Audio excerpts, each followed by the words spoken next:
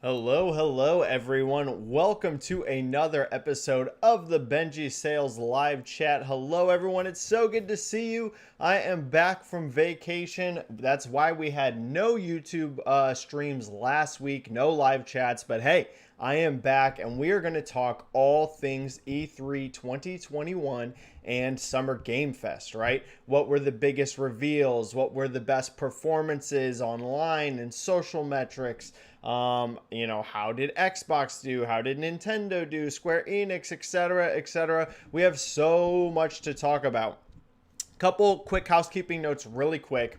This should hopefully be my last stream over Wi-Fi. As anyone knows that watches my stream regularly, I have internet issues all of the time because I do it over Wi-Fi. But the next stream, it should be hardwired in, okay? So hopefully my internet holds up. If not, whatever, it'll be another disaster stream, but hopefully not, right? Hopefully everything holds up and everything's good. The main reason this one's still over Wi-Fi and not a wired Ethernet connection is I was on vacation. So I haven't had time to go out and buy a super long Ethernet cable because I'm going to need a big one, right? Like 50 feet or more.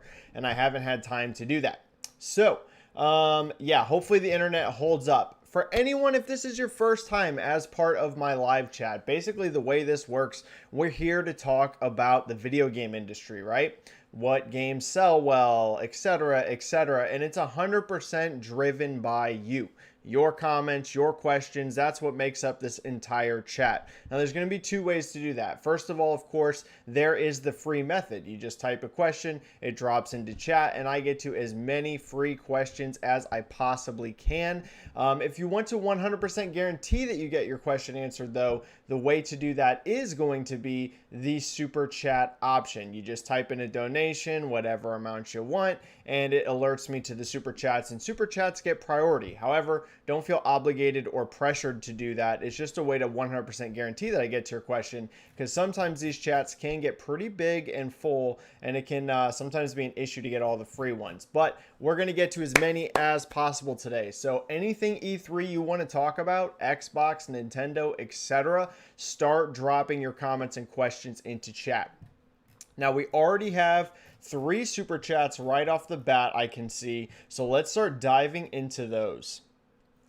Timmer72299 with the first super chat with a 5 here. Thank you so much, Timmer. Thank you for always being so supportive in basically every chat I ever do. Thank you so much. Hi, Benji. Thoughts on the rumors surrounding a possible Quake reboot? Plus, do you think when Starfield releases, Microsoft will issue sales figures / revenue? Great questions to start this chat off with, Timmer. First of all, the Quake reboot makes sense to me. I have zero inside information on this. I don't know anything more than what is being floated around out there, right? Whatever was put out there that I've read. It does make sense to me. You know, anyone that's been part of this chat, we've talked about it before. The Doom reboot did so well for id and for Bethesda. It always made sense to me that they would try to bring Quake back some way, right? There's always been a question of how would they do that? Would it be a primarily multiplayer focused game? Would it have a big single player component? What would it look like? Free to play, right? These were all questions in the air, but after how well Doom did, it would have just been really surprising to me if you never saw them try at least once to bring Quake back. I know there was that Quake Champions, right? Isn't that what that was called a few years back? But that was quite a bit different. I meant like a big full-scale Doom-esque reboot of the franchise. I always thought that they would probably try that at least once, right? If it fails, then Quake's done. You can set it to the side for a really long time and kind of forget about it, but you might as well try. So I do believe these rumors. Now, again, this is just pure belief. I don't have any inside info on this. It just does make sense to me that they would try to bring Quake back. So I'm going to choose to believe that just because business sense, it makes sense to me. And then in terms of Starfield, is Microsoft going to issue sales figures or revenue? Here's the thing. I 100% think you are at least going to get like a players numbers update, right? How many people are playing this game? I don't know, Timmer, if they will actually issue sales figures or revenue. Here's the thing. If it's like legitimately record breaking, like Starfield's launch is just colossal and it's like the biggest thing that Xbox has ever done, I think you might get something like that. However, as we know, Microsoft nowadays really is all about player numbers, engagement, things like this, right? Due to things like Game Pass, right? They kind of see their ecosystem as the bigger deal than just how many specific units is this game selling, right? Because people are accessing games now through PC, they're accessing them through Game Pass, they're accessing them through consoles, they're doing it through streaming and mobile now. So Microsoft just has such a big way of interacting with their content that I think you will 100% get player numbers, but it's hard for me to believe that you're going to get sales data. The only way I think you see that is if it's a legitimate record-breaking performance. I'm already getting issues on my end with the streaming data. This should be the last stream. I should be buying an Ethernet connection tomorrow. Hopefully you guys can see the chat. I'm going to try to not break up the chat too often with my comments freaking out about how I can't even make it through a single stream now. But hopefully you guys can see it. And I am buying an Ethernet cable, so this should be supposedly fixed in my next stream. I just haven't had a chance to go out and buy one because I was on vacation. Kieran Buckley here with the 5 super chat. Hi Benji, can we just admire how amazing Forza Horizon 5 looks and how excited people are for this game? Absolutely, Kieran. I think that Forza Horizon 5 is going to be gargantuan, and this shouldn't be like a hot take or surprising to anyone. Forza Horizon 4 has, as of last November, so quite a while ago, it eclipsed 24 million players, right? Forza Horizon has basically become a top tier Xbox franchise in terms of like numbers, right? It's become one of the most important brands Xbox has, which is pretty, wild to think about, right? You go back to Forza Horizon 1 and Forza Horizon 2, and while these were big games, I think that, people didn't think of Forza Horizon back then in the same way they think about stuff like Halo, as things like Gears of War. Now Forza Horizon is there, okay? Forza Horizon 3 was that big uplift, right? That's where you saw the franchise kind of go to a new level, and then Forza Horizon 4 was just enormous, right? One of the biggest racing games of all time.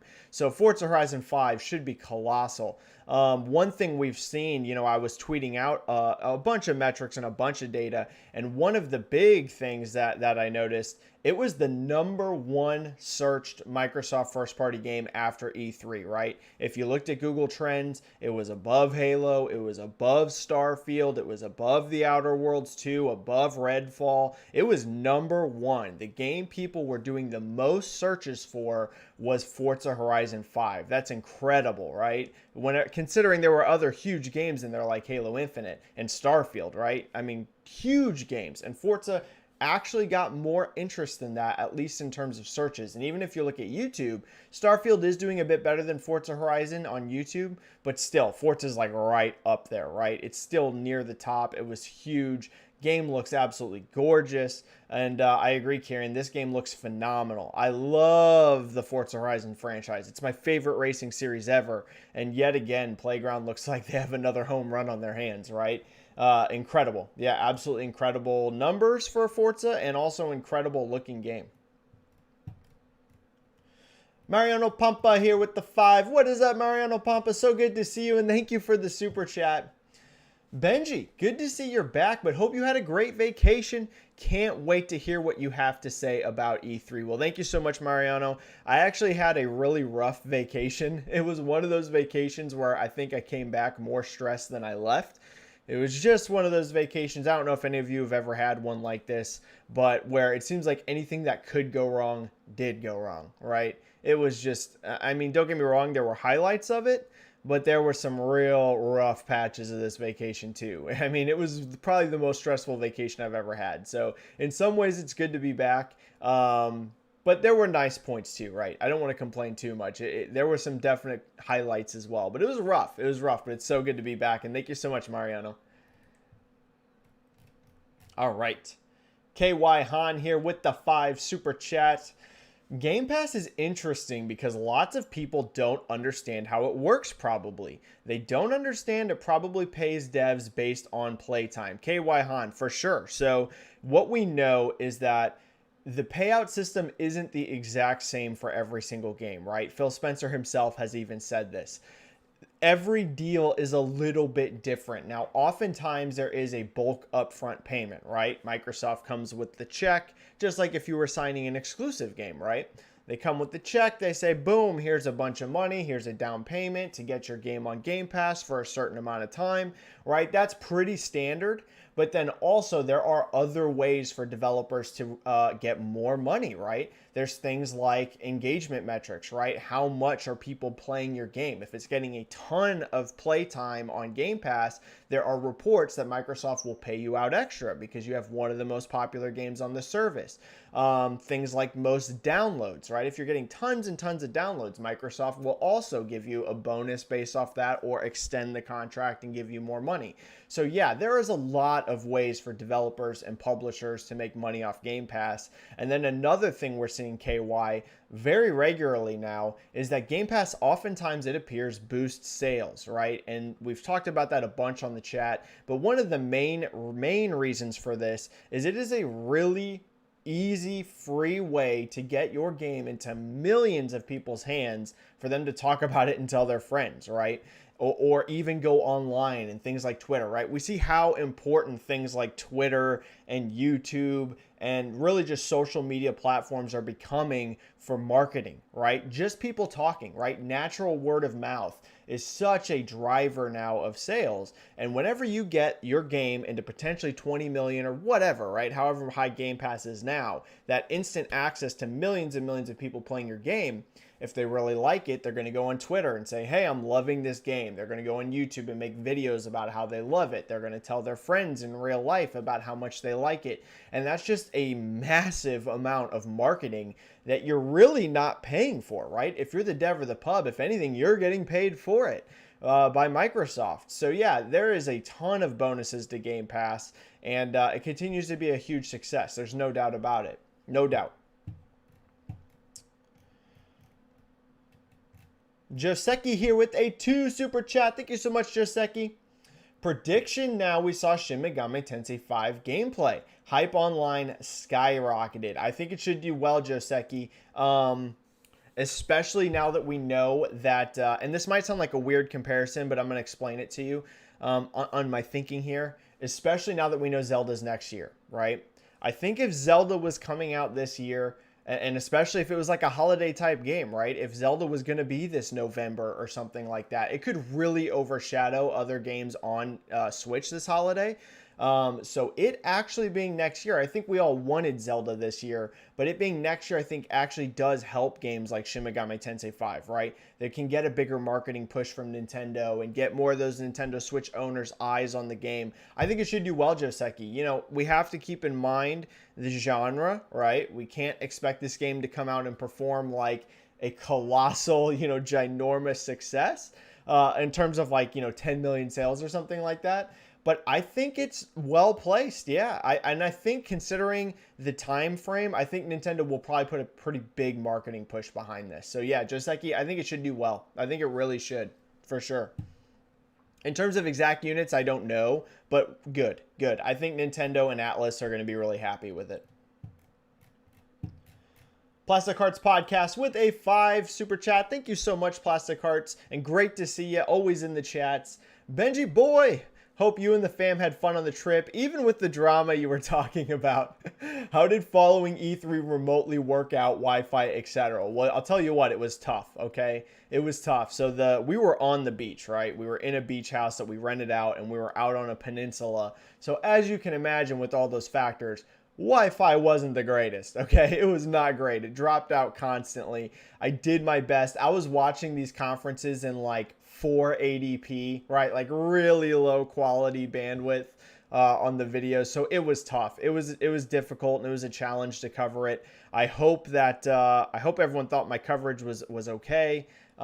Next year, I'm going to do much better. I'm not going to go on vacation that week. I'm hoping I'm actually going to be attending E3 next year in person. So that should make my coverage real good. But it was a challenge. I will tell you right now, it was a challenge to cover E3. But I love doing it, right? I love doing it. So hopefully I put some interesting stuff out there and people liked it. And thank you for the super chat. JCat here with a 10. Thank you so much, JCat. It is so good to see you. Thank you so much. Thanks for helping moderate the channel and being awesome as always. In an interview with IGN Japan, Xbox's head of Asia claimed that the demand for Series S was greater than Series X in Japan. Why would he make such an easily disprovable claim? Look at the Famitsu charts. The only thing I can think about, JCat, is that they have some sort of number that there's more demand for S than they can fill. Now, I don't know, right? I'm not an expert on the Japanese market. I always make that very clear because there are some legitimate experts on the Japanese market. I have like more of a cursory understanding of Japan. I will say you're 100% spot on. If you look at the Famitsu charts, clearly X is selling more than S. The only thing I can think of, JCat, literally the only thing, is that maybe they just aren't sending very many S's to Japan and they think there's way more pent-up demand there. I don't know. You know, I saw somebody tweet out, and I can't remember who it was, so I apologize, but I saw someone tweet out that this past weekend, this past weekend, they saw a ton of people from Japan tweeting out about getting Xbox consoles. I know in this interview that Xbox's head of Asia also claimed that Japan's their fastest growing market, which, at least from the outside, doesn't seem like it would be, right? Looking at those Famitsu charts, but they're going to have more data than all of us. So maybe they're just seeing demand that's being unfulfilled and they feel like it can really take off there. Who knows? You know, here's the thing, JCat. If they really want Xbox to become a more powerful brand there, of course they have to depend on, you know, their own games. But they also really need to beef up that Japanese support, right? We need to see Persona on Xbox. We need these Final Fantasy games to make it over to Xbox. Like, the reality is even though they've made a lot of headwind, right? You've got Yakuza, which has come to Xbox. You've seen the Kingdom Hearts games come to Xbox. You know, I could name more. Scarlet Nexus is going to be day one on Xbox. So clearly they are getting more of that Japanese support, but they're still missing a lot, okay? And if they really want to make roads there, they've got to find a way to get these Final Fantasy games like that are going exclusive to PS5, right? You're seeing things like Forspoken, and you're seeing Final Fantasy 16, and who knows, Remake Part 2 could be timed exclusive on PS5. So they need to find a way to get more of those really, really big franchises on Xbox as well. So it's interesting. The only thing I can think, JCat, is that they have some kind of data that's not public that makes them think there's a lot more demand there than what we're seeing. Thank you for the super chat, JCat, and that was a big one. Thank you so much. Timmer72299 with a 2 super chat. Thank you so much, Timmer. That's your second one of the chat. Saying thoughts on Redfall. You know, really interesting here, Redfall. I'll tell you what.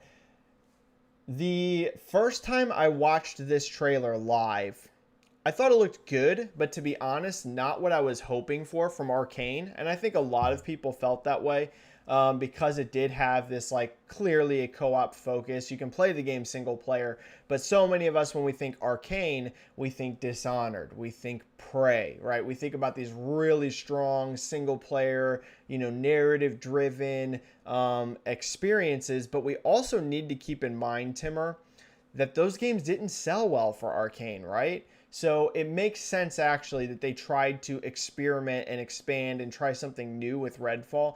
Here's the thing. I love the style. The style looks very cool, very different than anything Arcane's done before, right? I mean, it looks radically different than something like Dishonored or Prey.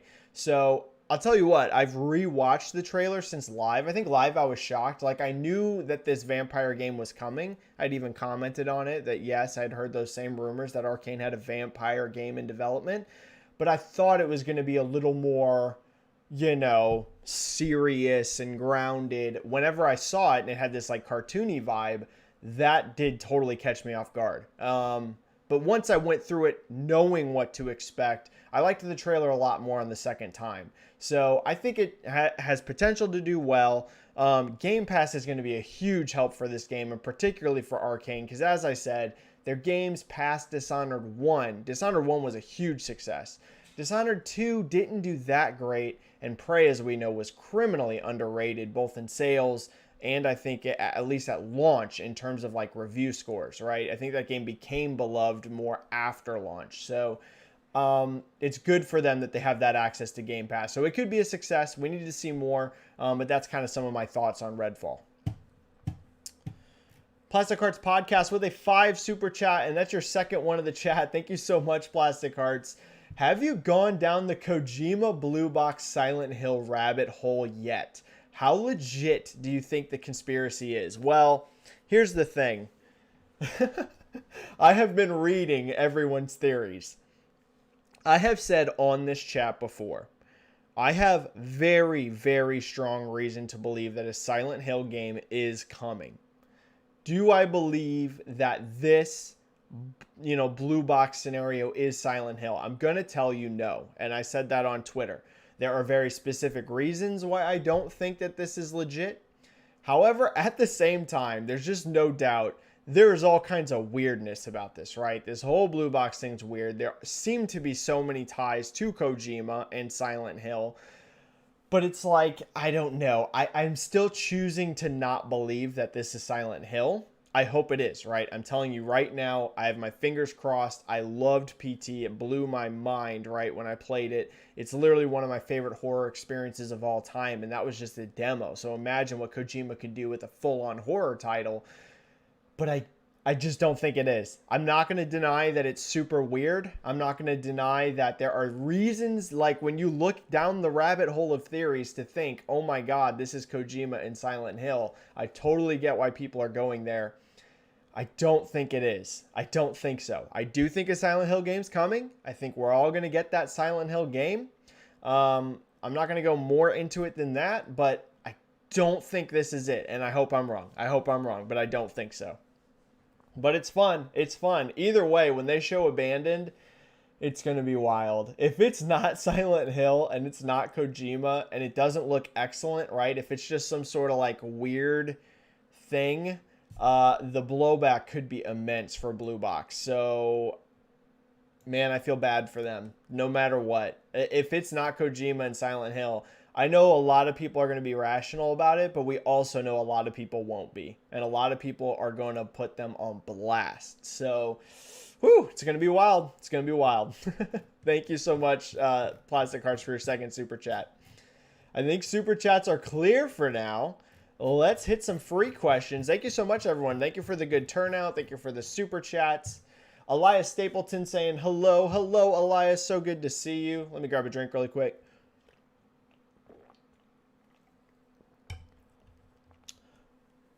There's a controversy. This is from Elias. There's a controversy of Starfield trailer being big, but recently was discovered that that specific trailer is working as an ad, and that's why the big amount of views and low like-dislike ratio. This is only partially true, Elias. Compared to Battlefield, that has minor views, but a lot more of likes. So Starfield trailer wasn't that big. It was huge. Okay, so the numbers that I was pointing out and that I was tweeting about for Starfield were before it was ever even listed as an ad. And it was doing huge views before that. Millions and millions of views.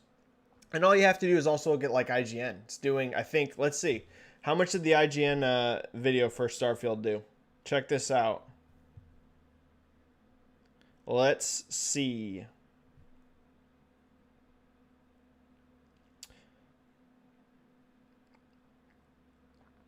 Yeah, so I mean on IGN alone, right, it has 500,000 on one and then another 200K on another. So even on IGN, it's doing almost 1 million views. Now, is there no doubt that it's getting a huge boost in views thanks to being an ad? Yeah, I think it's over 9 million now.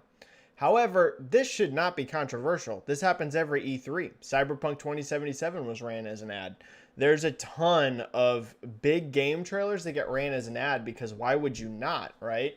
If you have a big, giant game on the way that's gonna, you want to get as many eyeballs on it as possible, and you're a big, rich company like Microsoft, why would you not run Starfield as an ad? I would be too. If I worked at Xbox, I'd be running that thing as an ad. I'd want as many eyeballs on that game as physically possible. So I think the controversy around it, because I'm seeing some people be like, oh, this is like crazy. I can't believe Microsoft's doing this. It's like, no, none of that should be the takeaway at all. It should just be that they want to run this game as an ad and get as many views as possible. So is it inflated from that? No doubt. I think the actual Starfield upload is almost at 10 million views now, right? Those are huge numbers. A lot of that's going to come from the ad. But even before an ad, it was up into the millions. So it's big. Is it quite as big in terms of raw interest, in terms of people searching it, as that looks like? No, but this is normal. At least one big game from E3 always gets ran as an ad.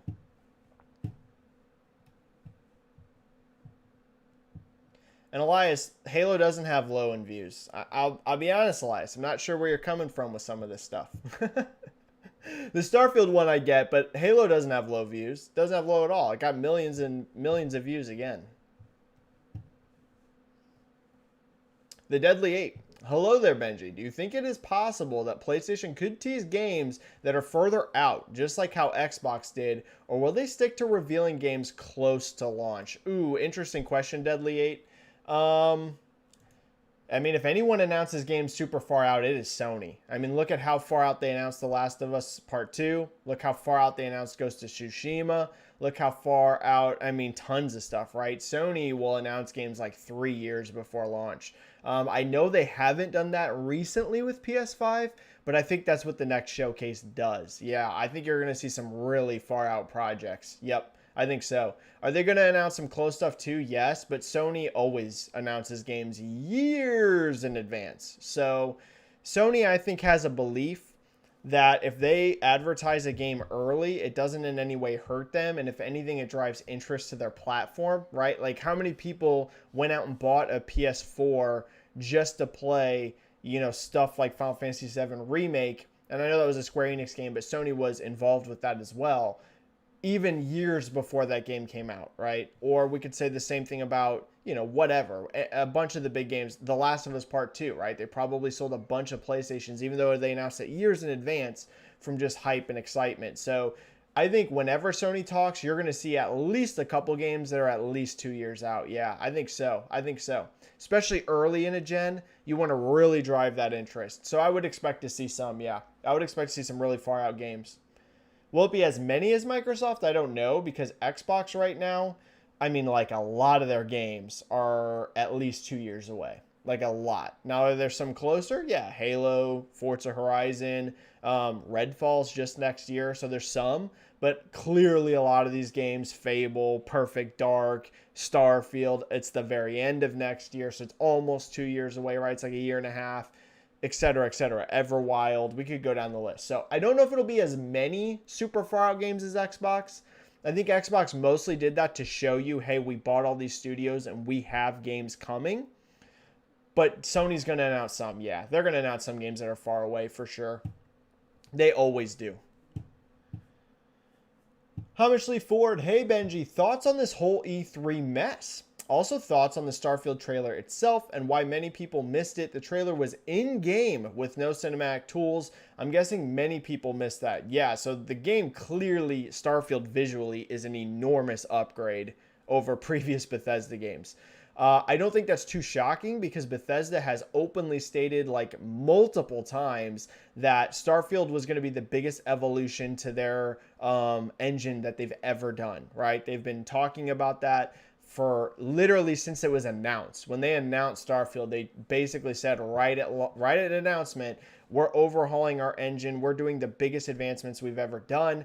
It looks great, okay? If this ends up looking like that trailer and it's open world and it's big, giant, the way we're used to Bethesda games being, shout out to Bethesda because that's an enormous upgrade to their engine. We always need to be careful whenever you don't see gameplay, right? I know this was an engine. I know they said they didn't use cinematic tools, but, and I don't feel like Bethesda as a company is one known for misleading how their games look.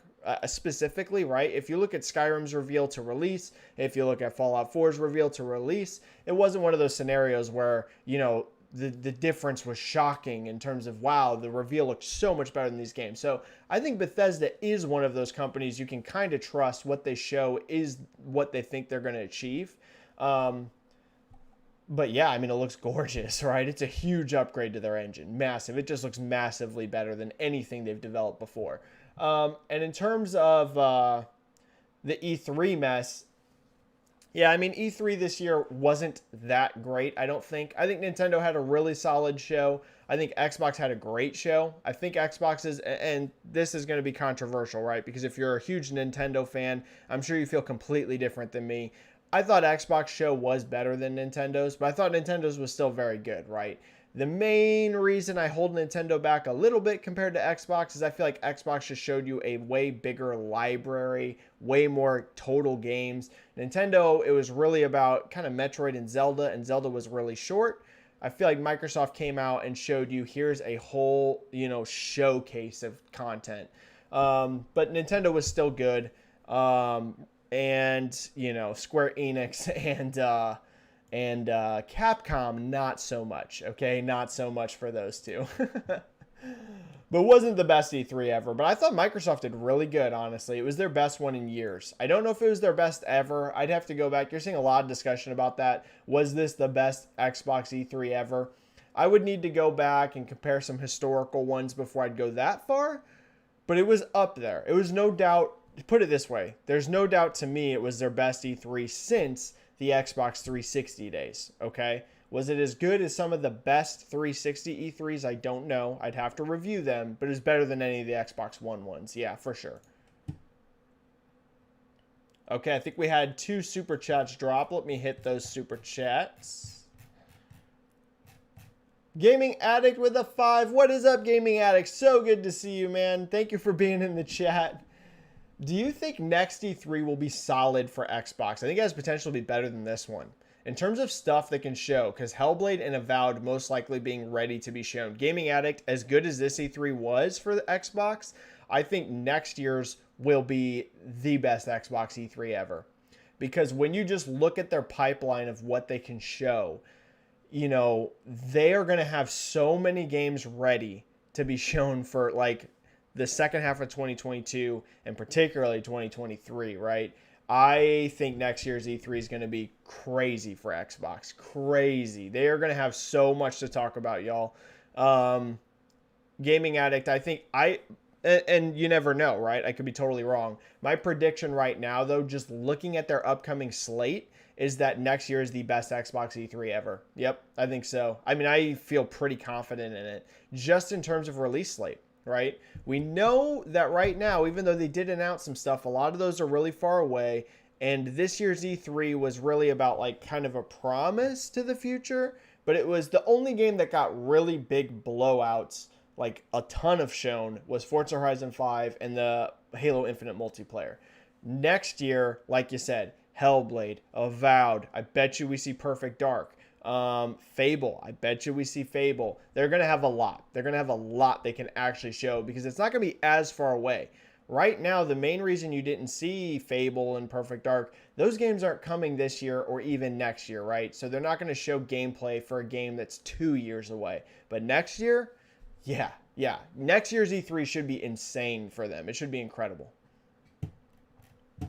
Ralph Musser with the 5 super chat. Thank you so much, Ralph. So good to see you. Benji, my man, any report about Shin Megami Tensei 3 sales? Thanks in advance. I think I have heard it is doing well, Ralph. I don't have a ton of information on this.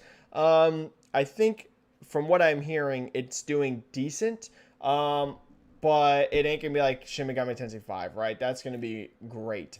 This is more just like an HD re-release for Nocturne. From what I'm hearing, okay to good.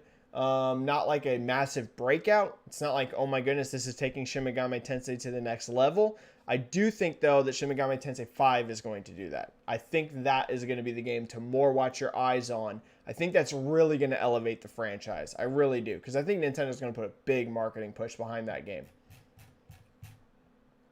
Hope that answers your question, Ralph. Sorry it couldn't be a better answer. But hopefully it was good enough. Thank you for the super chat. All right, let's hit some more free questions.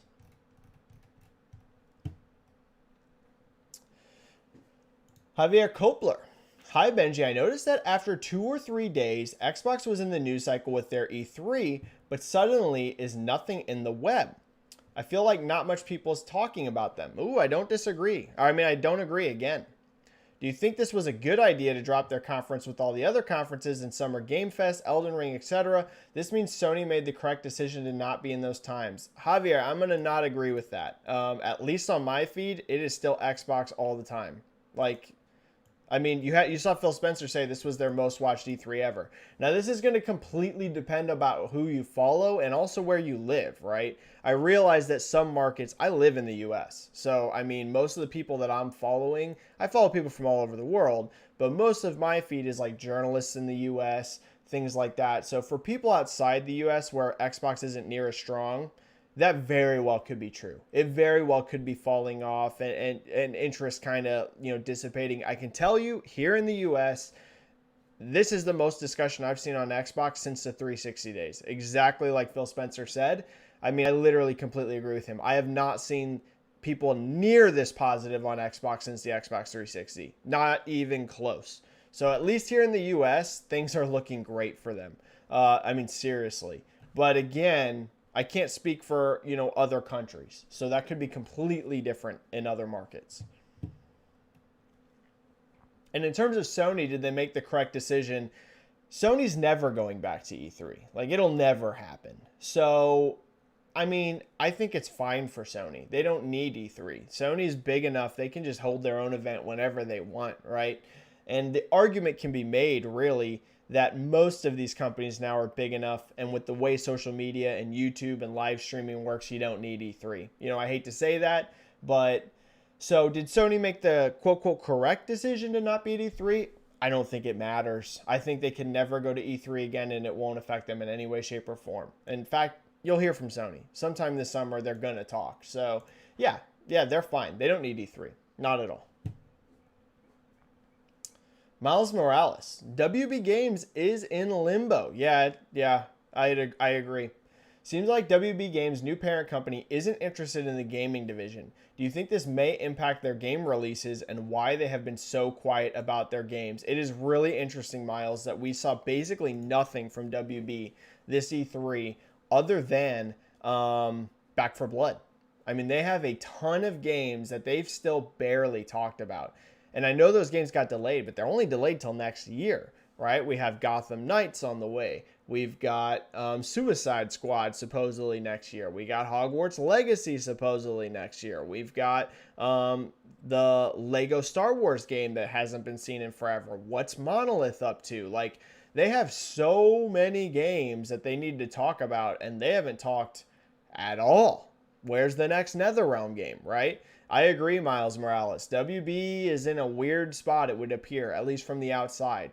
There was this whole sale and merger thing happening. I think, and this is a guess, I don't know that WB themselves even know exactly what's going to go on with the gaming divisions. Now, at the very least, is the current slate of games going to get finished, going to come out? Yeah, I don't think we need to worry suddenly they're going to close all these studios and they're not going to release these games. Millions and millions and millions of dollars has already been spent on all these projects. But clearly, I think WB themselves and this new company isn't quite sure exactly how games ties into what they're doing. So I think we don't have a clear answer yet, Miles Morales, because I think they don't have a clear answer. Hopefully we hear soon about exactly what's going on there. Because WB Games is a big publisher. They're a big publisher, and we don't really know what their future looks like. So hopefully we hear soon. Red Dead Series saying hello. What is up, Red Dead? What is up? Ooh, Red Dead Series. Benji, what's your most anticipated game right now? Okay. I'm going to list just 5 for this year, okay? Because I like tons of games. For this year, Forza Horizon 5, Halo Infinite, Kena Bridge of Spirits, Horizon Forbidden West. Ooh, what's number 5? Forza Horizon 5, Halo Infinite, Kena Bridge of Spirits, Horizon Forbidden West. What's going to take that number 5 slot? I don't know. Those are like the four that immediately stick out to me for this year that I can't wait for. Like those are the four where I'm like, I am all in. Oh, Battlefield 2042. Boom, there you go. Those are my top five. Not in any particular order, but Forza Horizon 5, Halo Infinite, Battlefield 2042, Kena Bridge of Spirits, and Horizon Forbidden West. That's my top five. But there's way more that I'm interested in that. Those are just the five for this year where I'm like, dude, I cannot wait for these games. Dior Amaro. If Zelda was this year, that would have been a Nintendo game on my list. I know some people are going to be like, Benji, no Nintendo? I'm really excited for Metroid Dread. I'm really excited for that game. But it doesn't quite make my top five. Zelda would have, though. If Zelda was this year, that would have been a Nintendo game in my top five, yeah. Dior Amaro. Hope I'm saying your name right, and if not, I apologize. Hi, do you think a possible PlayStation event in July or something like that will be bigger than the Xbox in terms of views, likes, etc.? Yes, I do think so. And why? And last question, why I feel Metal Gear remade by Bluepoint is a Sony surprise for the future. I could see that. Remember that cryptic tweet of Bluepoint saying not one but two? That would be big. Thank you for the questions, Dior. Would a PlayStation event this summer do bigger views than Xbox? Yep. 100%. I feel very confident in that. As big as this Xbox event was, and we know it was their most watched E3 ever, and I think it was also their best received, we talked about this earlier in the chat, I think it was their best received conference since the 360 days. But there's no doubt, worldwide, PlayStation just is a bigger brand. I mean, they're just a bigger brand. They have a bigger install base. They have, more games and IP that people are passionate about right now, right? Microsoft still has some big ones. They still got Halo. They still got Gears. And I feel like they're building in the future more of these franchises to become very big. But PlayStation right now, right? They're coming off the PlayStation 4 generation, which was a colossal success for them. Yeah, I do believe that a PlayStation 5 summer event, bigger views, bigger likes, etc. Yep, I think that's 100% a lock. As good as Xbox did, PlayStation will be bigger. And in terms of will Bluepoint remake Metal Gear, I could see that. Now, do I have any insider information on that? No, I have zero. But, I mean, you want to talk about, kind of when you think about games, what would be big remakes? Metal Gear's got to be near the top of that list, right? The original Metal Gear Solid, that would be huge, right? They'd have to get Konami to agree to that, but I wouldn't be shocked. Dior, I could see that. I could absolutely see a remake of Metal Gear happening, and it would be giant. It would be huge. I mean, I would flip. Metal Gear Solid 1, wow, do I have some nostalgia for that game? And to see it in modern visuals, whoo, yeah, I would go nuts. Let me make sure there was no super chats that I've missed. Nope, haven't missed any super chats. All right. King Lizards.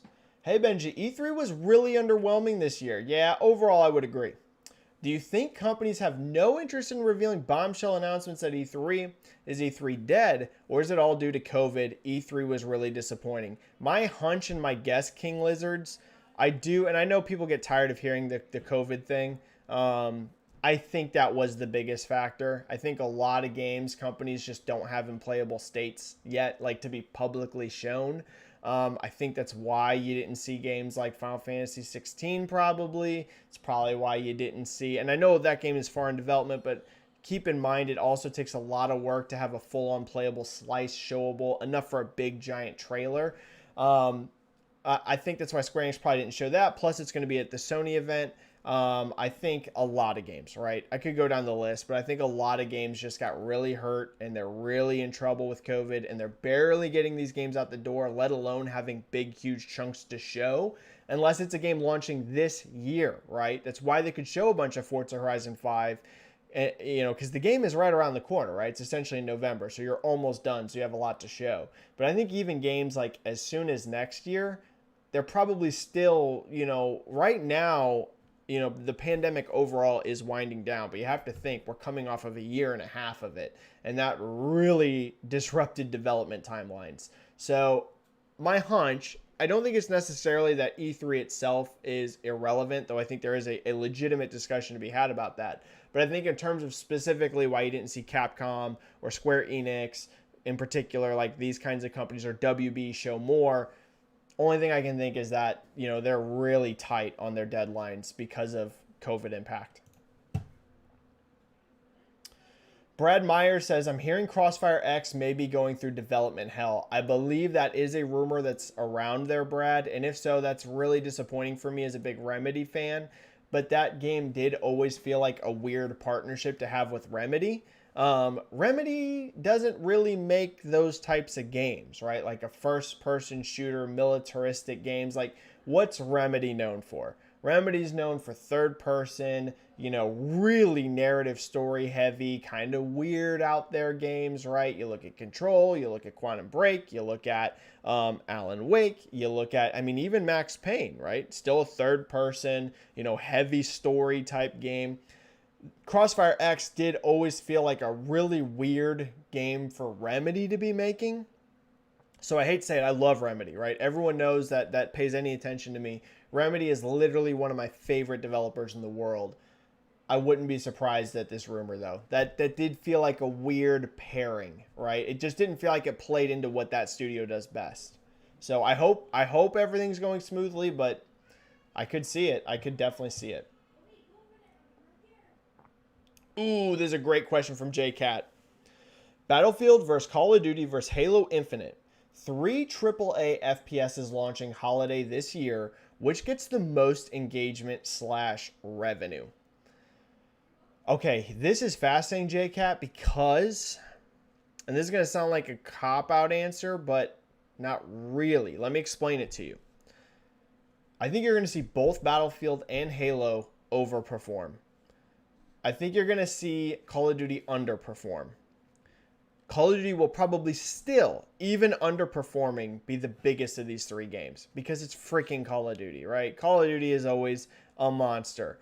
So I think if I was to lay these out, just my expectations for each game, and this is with some assumptions, Call of Duty, all rumors from anywhere that's reliable, is that Call of Duty is going through, we just talked about Crossfire X, supposedly Call of Duty is going through unbelievable development hell. All reports are this could be the worst, in terms of like the development time, this could be the worst developed Call of Duty of all time. Now, does that mean it's going to be the worst game? I'm not saying that. But the reports are this thing is seriously struggling in terms of their development pipeline. So I'm going in assuming this year's Call of Duty is not going to be up to the top tier quality of that franchise, right? I think most people think, for example, like Infinity Ward's Modern Warfare 2019, that game was stellar, incredible. Cold War, still solid. Not as good as Modern Warfare was, still pretty good. I'm assuming, and this is an assumption, I could be wrong, but just from the reports, I'm guessing that this year's Call of Duty is going to be a big drop down from Cold War, even in quality.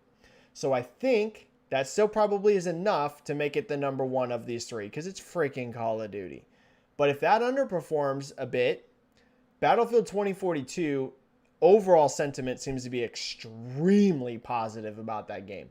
It's gotten over 1 million likes on just the Battlefield 2042 upload trailer from them. Over 1 million likes on that. That's incredible engagement. And also, it's already done more views in like a week than Battlefield 5's trailer did in 3 years. So it's also getting way higher view counts more quick than Battlefield 5 did. So I expect Battlefield 2042 to do better than 5. I don't think it's going to be as big as Battlefield 1. I'd still put Battlefield 1 probably above it. I'd say 1, 2042, Battlefield 5. But I could be wrong on that, okay? Could be wrong on that. No matter what, I feel confident it's bigger than 5. I feel very confident in that. And then Halo Infinite, to me, I think it's going to do really good. I haven't seen the Halo fan base this happy since Halo Reach, maybe. I'm not kidding. None of the 343 games, none of them had the positive sentiment that Infinite did after this E3, okay? And it's free to play, so that's going to drive huge engagement. Their battle pass system is very fair. That should do well as well. Pure ranking, Call of Duty number one, Battlefield, and Halo. And that might sound like I'm saying, wow, Halo, look at how Halo might have a bigger upfront player base actually than both of those being free to play. Like, it's possible. Depends on how big it is on PC, but we've seen some PC games do enormous, right? And this is free to play. Look at how big stuff like, PUBG and Fortnite and all that is. So, raw numbers, you might see Halo come out with some crazy engagement. But will it keep that level of engagement? I don't know. Overall ranking, Call of Duty, Battlefield, Halo. But I think Battlefield and Halo overperform. Call of Duty underperforms. Long answer, I know. But I think that is a really interesting question, JCat. And we haven't seen three giant FPSs like this launch so close together. So I wanted to give a long answer. Sorry, I know that was a long one. But I think y'all understand why I did it. All right. Ryan Thompson here with a question. What is up, Ryan Thompson?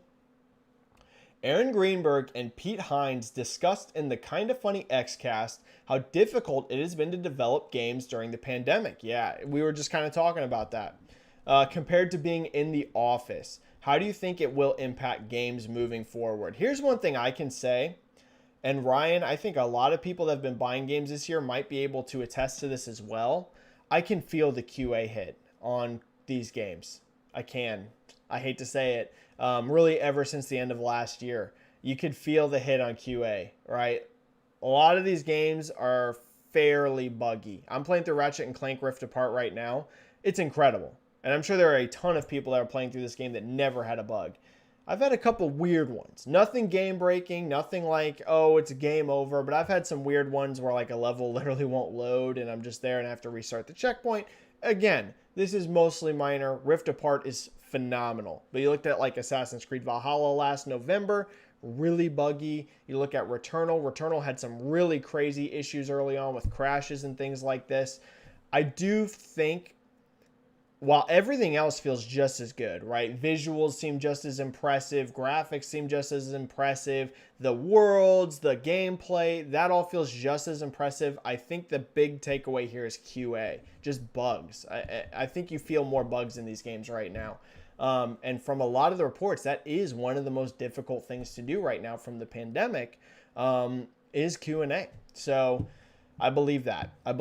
How will it impact games moving forward? At least here in the US, I think most people are going to be going back to offices very soon this year. I think almost all development's going to be back in office unless you're a remote worker, but most of these studios are going to be fully open again this year. So I think that things, at least in the United States, go back to fairly normal development this year. My guess, Ryan, the biggest impact that we're going to still see for another year or so is probably going to be bugs and QA and that kind of stuff.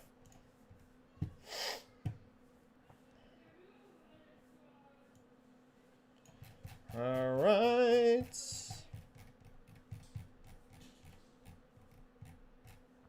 The Deadly 8. How well do you think Guardians of the Galaxy will sell, especially since it is releasing on all platforms? Could it sell millions of copies, or will Avengers' failure hinder its success? You know, this is a weird one.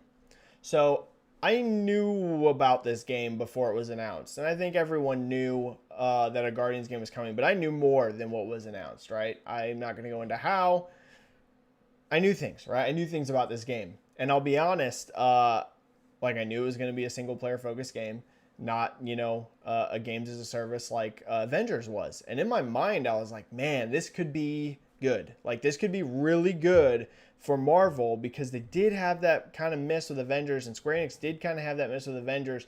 When I'm hearing a single-player focused game, you're not going to have that kind of stuff. I'm like, this is what I feel like they needed. That Spider-Man level success with the Guardians. We know how big Guardians is. Did I think it was going to be as big as Spider-Man? No, but you know what I'm saying. Like another big, giant, successful franchise for Marvel. And it didn't look as good as I thought it was going to. I hate to say that. And I'm excited. I'm looking forward to it. I love Marvel. Anyone that knows me knows I'm going to buy this game unless it's a disaster. But when I actually saw it, didn't quite look as good as in my mind I was picturing it based off some of the things that I was hearing, which did end up being accurate. Just the actual, once I saw it, didn't quite live up to what I was hoping for. Thought it was going to be at least closer to that Spider-Man level of quality. And we'll have to see, right? The game isn't out yet. There's still a couple months left. There was a lot there I did like. I like the idea of your other Guardians kind of being Mass Effect style squad mates, right? Where you form relationships with them and stuff like that. I love that. I think that's a great choice. But I don't know. It just looked a little rough around the edges. It looked like the kind of game to me, if they give this game like one more year of polish, I feel like it could be awesome. But I don't think they want to delay it. So we'll have to see. I think it can perform well, but it's going to come down to that quality. It's going to come down to that quality. I think it actually could be bigger than Avengers. And I know that might sound surprising to you, but remember, Guardians is a huge IP. Avengers is technically bigger, yes, but I think a lot of people didn't think Avengers was that good. So if Guardians is good, and it's a huge IP, I would say the ceiling is higher than what we saw out of Avengers. Now, an A-S tier quality Avengers game, I would put higher than Guardians, but we didn't really get that with Avengers. So if it's really good, it could hit higher than Avengers did, but ooh, it's going to come down to that quality. Definitely going to come down to that quality on that one. Jose Contieres is saying, hi guys, click the like button. I do appreciate it. If anyone likes doing these live chats, make sure you do hit that like button. It helps the YouTube algorithm, helps people find my YouTube channel. You know the drill. I don't spam out asking for likes all the time. I mean, we're an hour deep into this chat and I just now mentioned it. But if you do like to do these chats, I would appreciate the likes. Yeah, I do appreciate it.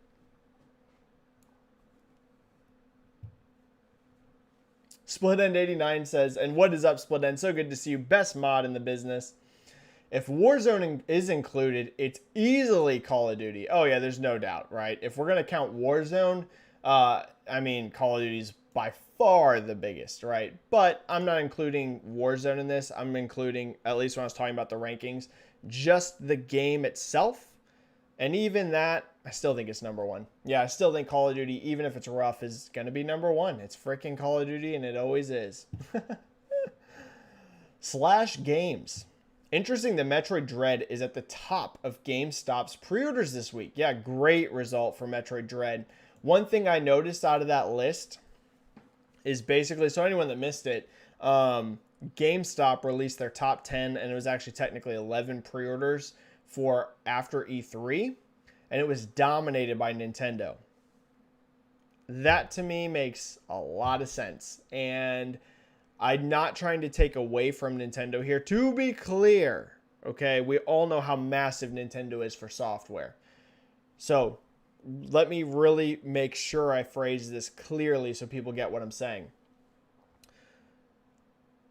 Nintendo, by percentage, still sells more physical games than PlayStation, than Xbox, and even these third-party games do on PlayStation and Xbox. So for a store that is so focused on physical sales, it makes perfect sense to me. Nintendo would be dominating pre-order charts at a physical location, right? I mean, we know now that like on Xbox and stuff, I mean, we see games hit 60, 70% digital ratios, right? Like 30% physical on some of them. So, and there's some that are a lot less, right? Sometimes it's more like 50-50. But Nintendo is still, even as much as they've made inroads on digital, overall, they're still a physical heavy company. So that makes sense to me. But specifically, Metroid Dread being the top, that's great, Slash. I agree. Metroid taking that number one position. Metroid's not traditionally a huge franchise by any means, even for Nintendo, right? That's always actually been, as much as it's beloved by hardcore Nintendo fans, it's actually been a very niche franchise compared to their other games. So for Metroid to hit number one, that bodes well. Yeah, I think Metroid Dread could be the biggest Metroid game ever. I think so. Yep. Keep in mind, that's not a very high bar. And we've seen how powerful Switch is at moving software. Metroid Dread could be the biggest Metroid game ever, Slash Games. I could absolutely see it. I could absolutely see it. I think we just had a super chat. We did. Super chat here from Benji. What is up, Benji, with the 5 super chat? Thank you so much. Hi, Benji. What happened with Stranger in Paradise? Oh, yeah. Talk about... Okay, yeah, let's talk about this. Give me a second. Digital Foundry noticed assets that look like a PS3/360 title. How badly sales could be impacted? Okay, everyone in this chat. How and you might not care about Final Fantasy, so it might be a somewhat rhetorical question, but at least for me, when I read that leak that came out, right, that we're going to get an action, Dark Souls inspired, like by the Neo team game that's like a sequel to Final Fantasy 1. Like when I was reading this, y'all, I was like, holy crap, this is going to hit like top of my most anticipated list. Final Fantasy is one of my favorite franchises ever. I was like all in. And then we saw this game and wow, did it look not good. Now, I have not played the demo, and I've heard the demo is actually pretty fun. So I don't want to necessarily say that, oh, this game's doomed or anything, but wow, it did not live up to what I was thinking that game was going to look like. I mean, it looked nothing like what I expected. The dialogue was like, whoa, it was bad. And I'm not someone that's like, every game needs to be, the top, most amazing quality writing. I'm not one of those kinds of people, right? But like, whoa, some of that dialogue was rough. And yeah, the overall asset quality looks to be pretty low. I think this game was running at 1080p in the demo. I don't know, Benji. This seems rough. It could be a big disappointment in sales. I don't want to completely write it off yet. Let's see what happens. Maybe this game over delivers on quality surprisingly once we play it. But compared to what it could have been, right, in concept, an action, heavy Final Fantasy inspired by Final Fantasy 1 in terms of story, like that could have been a big home run. And I felt like that was a huge miss. Now, it made some incredible memes. Some of the best memes I have seen in a long time. The memes are astounding. All the chaos memes, they're so good. But yeah, it looked rough. It looked freaking rough. So we'll have to see. I don't know what's going on with that game.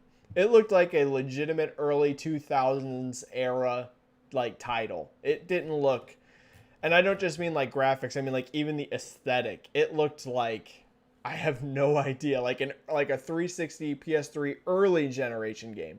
I know it looked visually, like in terms of pure graphics, better than those games. I'm saying like the aesthetic, that's what it reminded me of, like those early 360 PS3 games. I don't know what happened in that game's development. I don't know what's going on there.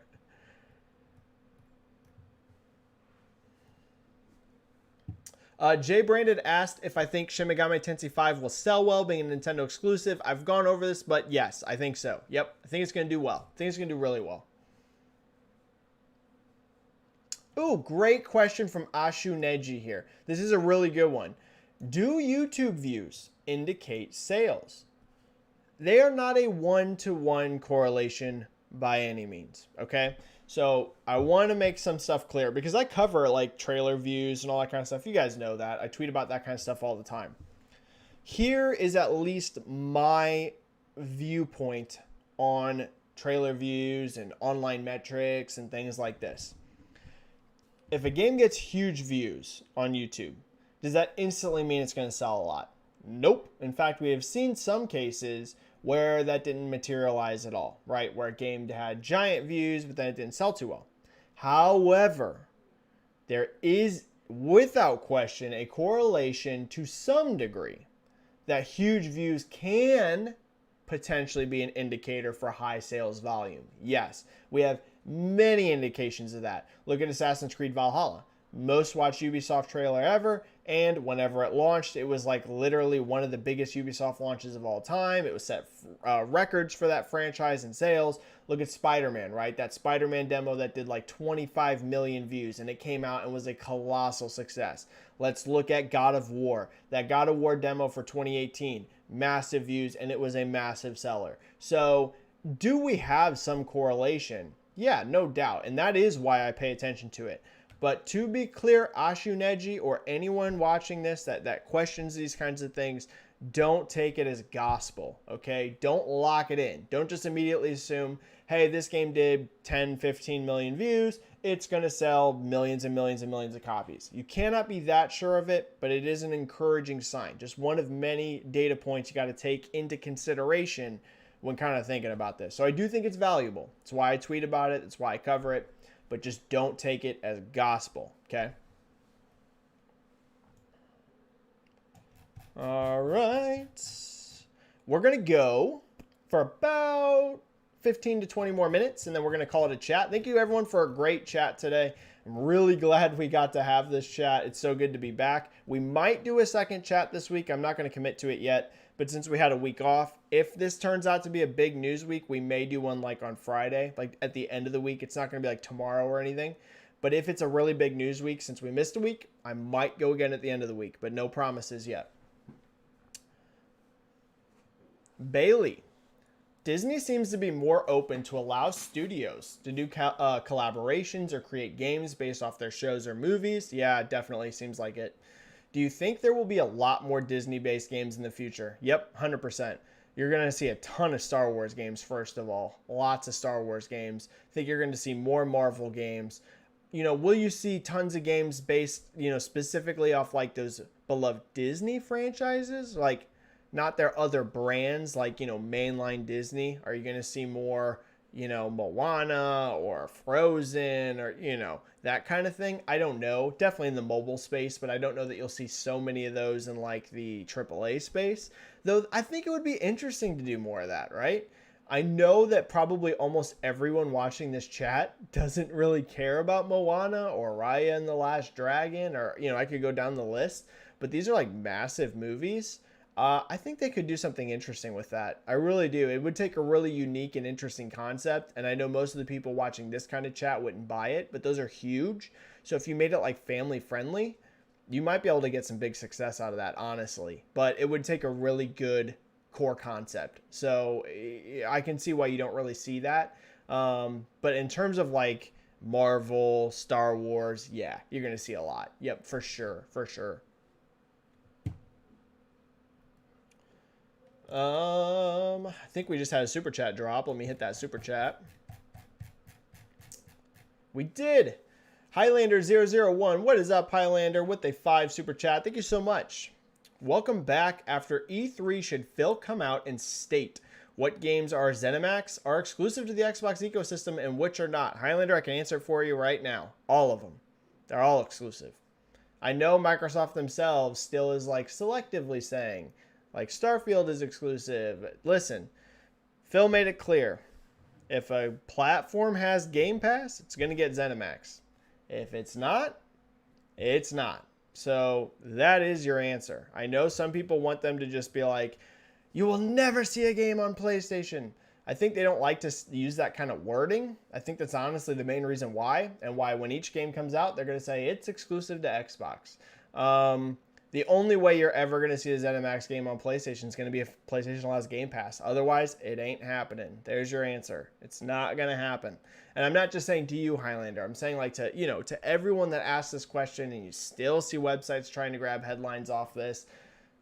Listen, it's not coming to PlayStation. I hate to say it. Like, I get why PlayStation fans are upset and they want these games, but it's not happening. It's not happening. They're not going to PlayStation. The only way you will see a ZeniMax game on PlayStation is if Game Pass comes to PlayStation, or it was a game that had a signed contract before Microsoft bought them. So Indiana Jones, you know, maybe you're going to see Indiana Jones on PlayStation. It's all about how that contract is. You know, Deathloop, as we know, will be there. Ghostwire Tokyo. But I'm saying, like, future games, the only game right now, at least to me, that I think has a good shot of still being multi-platform from them is Indiana Jones. That game might have been agreed to be a multi-platform game before the purchase. So that is a possibility. Other than that, that's just not going to happen. Just not. All right.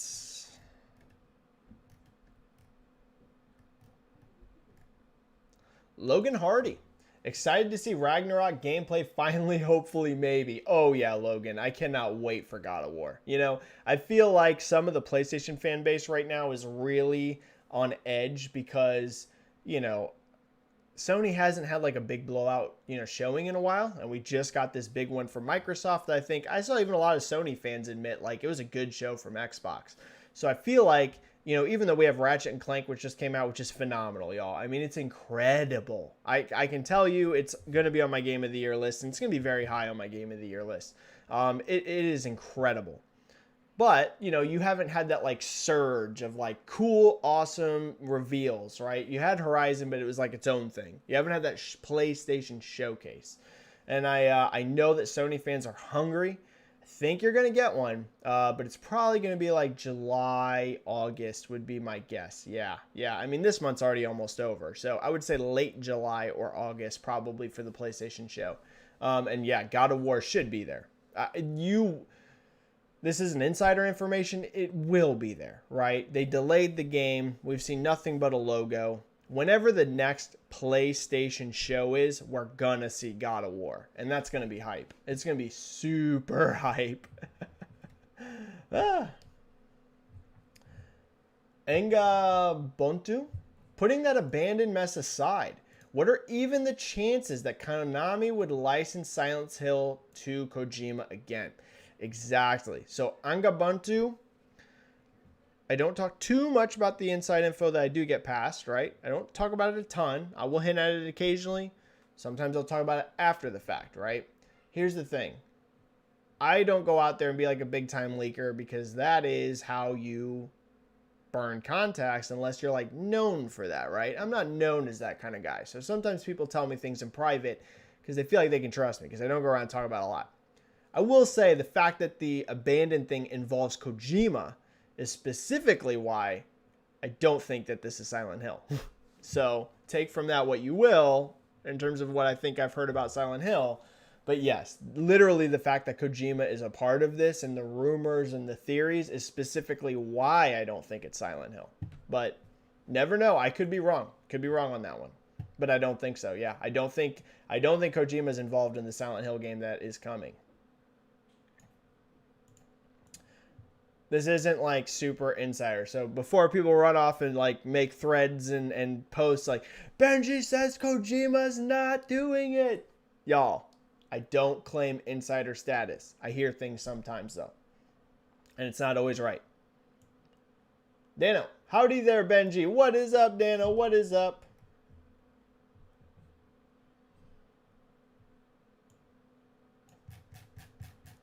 I think I had a super chat. No. Sounds PP7. Thoughts on WB Games Montreal's next IP potentially being Superman based on recent rumors? I missed this, Silence PP7. I'll be honest, I didn't know about this. What would you like to see that can be achieved on the newer systems, and what should they focus on for Soups? I am shocked, Silence PP7, that we still haven't gotten a Superman game in forever. I know that people think he's a hard character to make a game for, but I don't really buy that. I think in the past it was with limited technology, right? Because with Superman, you have to have him be able to fly around and all that kind of stuff to like really feel good, right? Superman is basically the ultimate power fantasy in terms of like playing as him, right? You want to feel massively strong. You want to feel like you can shoot lasers out of your eyes. You want to feel like you can fly at incredible speeds. Like, this kind of thing in the past with like more limited hardware, I think it was more of a challenge, right? To not make it feel like kind of crappy, right? You want it to feel really good. I think technology is at the point now. I think you can totally pull off a Superman game. And narratively, there's a lot of cool stuff you could do. Some of the modern Superman comics have been really good. I really liked the Rebirth storyline with Superman, where he's a father. I really liked some of that kind of stuff. I think like there's some really interesting things you could do with the character. I'd love that to be true. I haven't heard that specific rumor, sounds PP7, but yeah, a Superman game would be awesome. It'd be really, really cool. You could do some awesome stuff with it. King of the Dry Bones. Forza Horizon is bigger than Gears now, I'd say. Yep, I agree, King of the Dry Bones. Forza Horizon, probably number 2. I would say it's the number 2 biggest Xbox IP. I would still put Halo above it. Y'all, Halo did some serious ridiculous numbers on PC. That is a thing that a lot of people still don't realize is how successful Master Chief Collection was on PC. It was huge. Like, I mean, it literally has sold millions of copies on PC. Millions. Plural. Millions of copies on PC. So I would still put Halo as number 1, the biggest Xbox franchise. But number 2, in terms of just raw interest in player counts, it's probably Forza Horizon. Yep, I think it's number 2. Halo number 1, Forza number 2. And you can make the argument that the newest Forza Horizon was bigger than Halo, right? I think you could probably make that argument if you look at Halo 5. But as a whole, I think Infinite's going to do way better than 5 did. So I would put it Halo number 1, Forza number 2. I don't even know if Gears makes top 3, to be honest. Is Gears a top 3 Xbox franchise anymore? I mean, Sea of Thieves is probably bigger. I know that sounds crazy to people watching this. It's probably bigger. Legitimately. In fact, no, I will say it is bigger. I mean, if you just look at the PC performance, more than likely, it is bigger. Yeah, more than likely. I don't know that for 1000% fact, but thinking in my head, looking at data, stats, I mean, Sea of Thieves might be bigger than Gears now. Legitimately. Could be.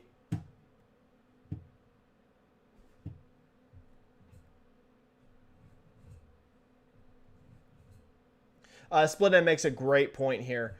Infinite was admittedly given a very small showing at E3 compared to Forza. Yes, absolutely. Like barely a footnote. Yeah, in terms of like metrics. Yeah, like generating metrics. Worth noting though, it was actually the second biggest in terms of searches game of the show, even bigger than Starfield. So I mean, it was number 2 to Forza in terms of overall interest, right? At least in Google searches. It's only one metric, but it's a pretty big one. I mean, think about how many people use Google every single day. That's a pretty darn important metric. So to only be behind Forza Horizon 5 with a small showing and be ahead of things like Starfield, that's pretty good. That's pretty good. So yeah, Forza was bigger out of this E3, but Halo still did big numbers.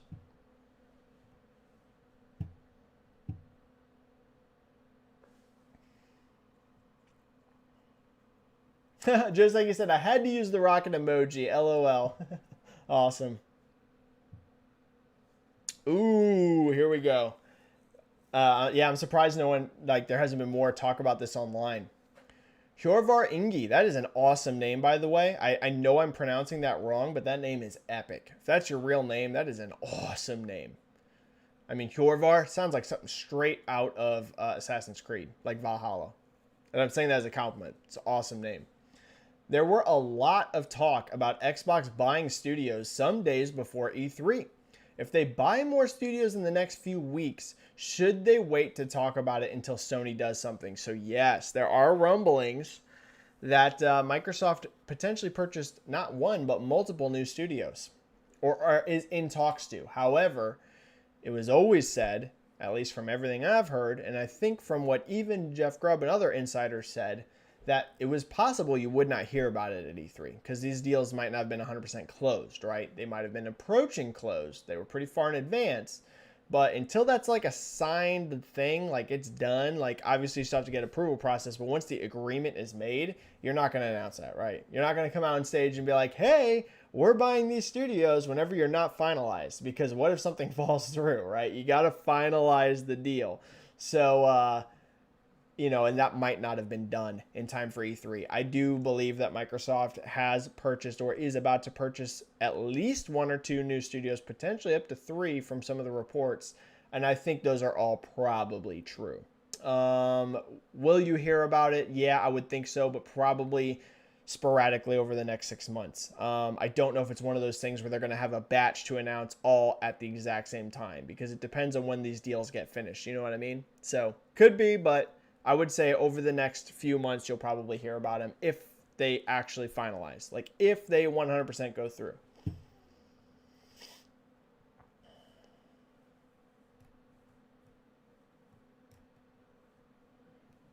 All right, I'm going to be selective on questions now for the last, like, 10 minutes. I'm going to try to get to ones that people haven't gotten answered yet.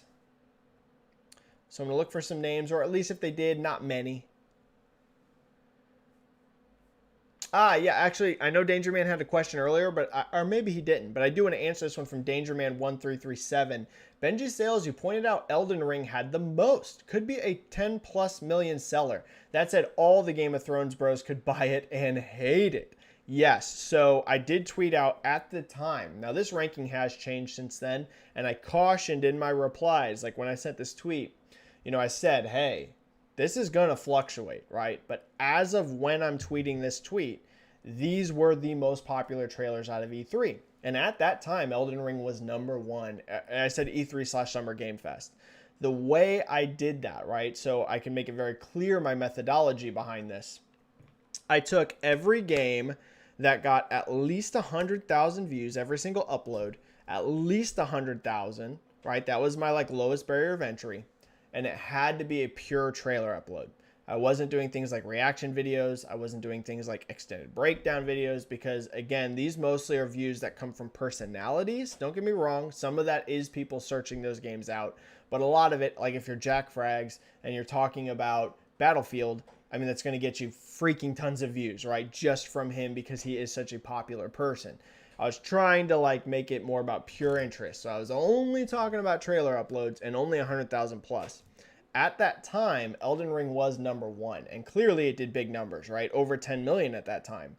So I think it has potential, yes, to be the biggest From Software launch ever. I really think so. Even bigger than Dark Souls 3. I think, in fact, I'd be willing to almost bet on it. I think it'll be the biggest From Software launch ever. Now, will it be enough to get lifetime over 10 million sales and become the biggest From game overall ever?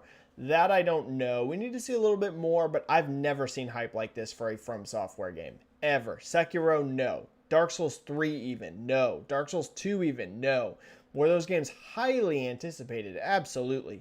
But Elden Ring feels like the first one that's really broke out into that mainstream demographic. You know what I mean? Outside of just hardcores. So, yeah, I think it has potential to be huge. Huge. Yep. I think it'll be the biggest From Software launch. And also shout out to Jeff Keighley for retweeting that tweet. That was really cool of Jeff. He retweeted it. So I'm sure he was partially proud because Elden Ring was at his show. And at the time of that tweet, it was at the top of the list. So I'm sure he was feeling pretty darn good about that. Yeah, shout out to Jeff Keighley for the retweet. I really appreciate that. That was awesome of him.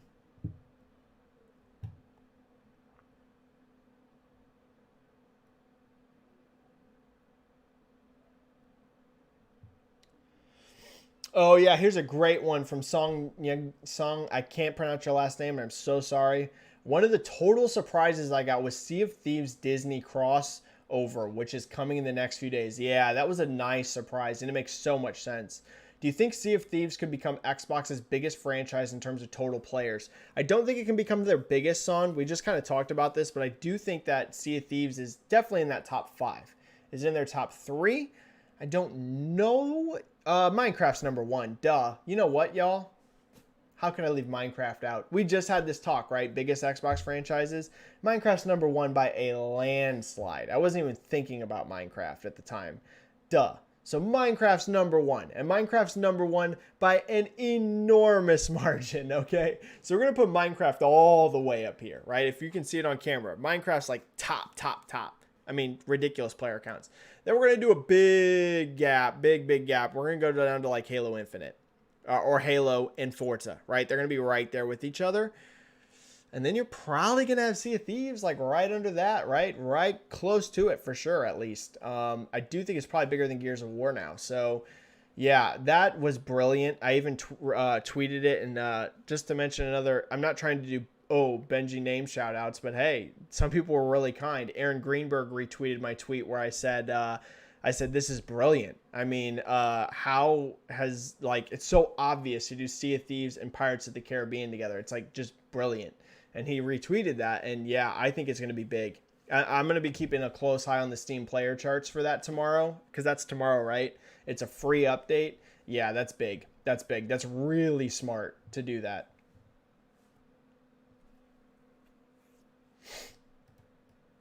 I think we just had a super chat.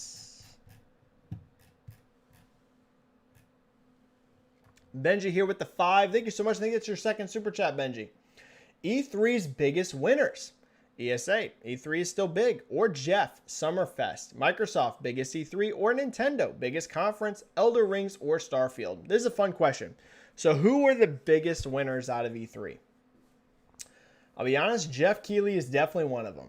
I think Jeff kind of showed that the ESA is still in a rough patch, right? And there's a reason why so many people have left E3, or why their showings are way more smaller nowadays, or things like that.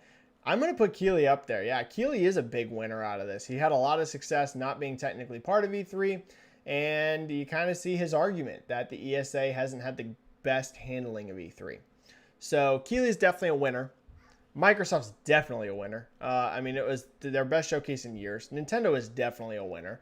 I would have put Nintendo a little higher if there was just a little bit more showcased in terms of like bigger looks at some stuff. Again, the Zelda trailer was awesome. It's just really brief. And, you know, Metroid looks good. Mario Party's cool, but it wasn't like, you know, like amazing to me. So, and again, this isn't knocking Nintendo. They had a very solid E3. Advance Wars is really cool for fans of that. It was a solid E3. I'm still going to count them as a winner, but it wasn't like, wow, like this was the best direct of all time kind of thing, right? But you can't always expect that. But they were definitely a winner. Elden Ring wasn't technically part of E3. Here's an easy way to do this. What was the biggest winner from each showcase as far as there was one? Microsoft, I would say the biggest winner was Forza Horizon 5. Had the biggest metrics, in Starfield. I would say Forza, Starfield, and even Halo. I mean, I think all three of those did good in terms of positive reception. So I'm going to say the biggest ones for Microsoft. There was other cool announcements there. You know, A Plague Tale Requiem for me is a big one, but it didn't blow up social media. Outer Worlds 2, cool, didn't blow up social media. So those were the three for Microsoft. For Nintendo, Metroid Dread clearly I think was the biggest, like in terms of like overperforming. Zelda was huge, but we all knew Zelda was going to be huge, and it was just a tiny tease. So, but you can still include it there. Square Enix. Man, I don't even know. You want to say Guardians? It definitely ain't Stranger of Paradise. Unless it's for the memes. So I'll probably say Guardians was the best success out of Square Enix overall. Capcom, I don't know. They barely showed anything. Monster Hunter Stories 2, maybe. Maybe that. I mean, it was a nice trailer, so maybe you say that. Ubisoft, Avatar. Avatar was their biggest success, no doubt about it. Avatar did good numbers for them. Mario and Rabbids was big too, but Avatar was bigger. Yeah, so those are kind of the ones that stood out to me from each showcase. All right, I'm going to do 2 more questions and then we're out. 2 more questions. I wish I could answer more, but we'll be going for an hour and a half, so I want to do 2 more and then we're out. 2 more. Again, I wish I could answer 100 more questions, but I can't stream forever.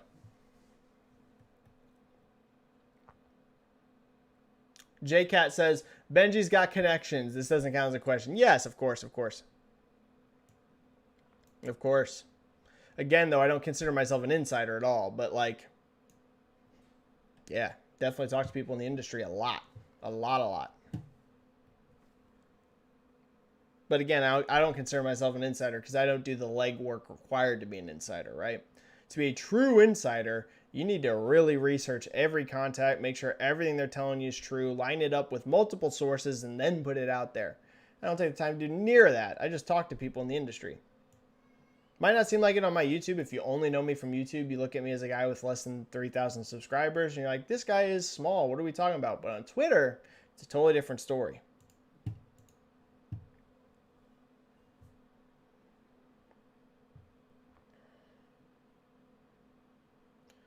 Relo K, Benji-Sales, did you see the Into the Starfield trailer showing concept art and explaining the game? Yes. Do you think that they should have shown it at E3 too? It made me more excited than the E3 trailer. Yeah, Relo K, the interesting thing I thought here, and I agree with you, it actually did make me like more hyped than the actual trailer did. The trailer was cool in that it showed you clearly that the game's getting a big advancement in graphics, but the world they showed you there was basically just like a dead world, right? It almost looked like the surface of the moon kind of thing. The concept art showed way more exotic locations. It showed like plants and like cities. And this game, I think what we saw is nowhere near indicative of what some of the locations in this game are going to be. My hunch is the reason that they only show that stuff in concept art still is they don't have it up and running at like a high quality, high level with a solid frame rate, right? That's probably why they stuck to the more barren landscape and the more, simple quote, quote, geometry than what some of the other stuff is. But yeah, some of that concept art was amazing. Like, there's going to be some very cool locations you go to. So, yep, I agree. It was really good. It would have been nice to have that as part of E3.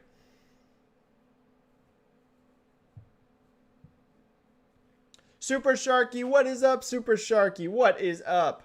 I'm very excited to see 2042 as a modern take on Battlefield's part. I agree 100%.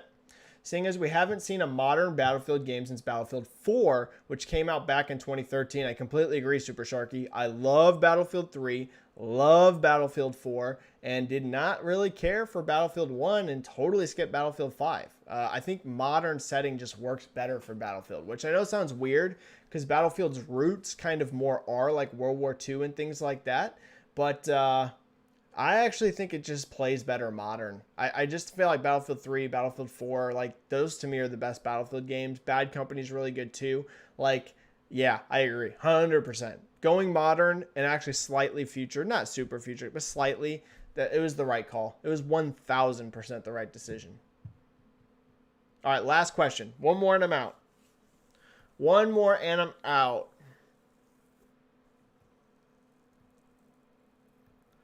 Actually, my stream might have died right at the end. All right, I'm going to actually call it there. I'm going to call it there because I'm getting tons of buffering. Okay, everyone. I'm going to call the chat there. Sorry, I got to bounce. Thank you so much, everyone, for a good turnout. Thank you for everyone that donated in the super chats. It means so much to me. Sorry I was away from YouTube last week, but we're back here. I'm getting the Ethernet cable, so this next stream is going to be a hardwired connection, so we shouldn't have the buffering issues in this next coming stream.